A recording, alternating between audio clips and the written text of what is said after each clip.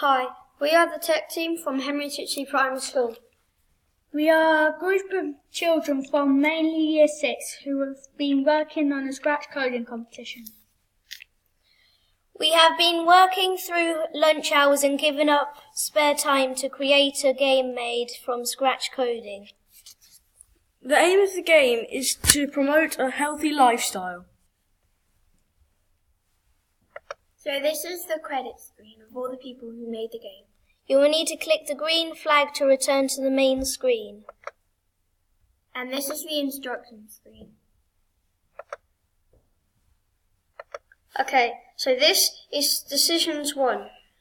And you need to click the correct answer to carry on. So the correct answer would be apple. This is the second decision screen.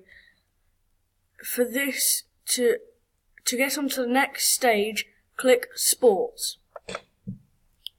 So what happens if you click the wrong answer? Well, we're going to deliberately do it.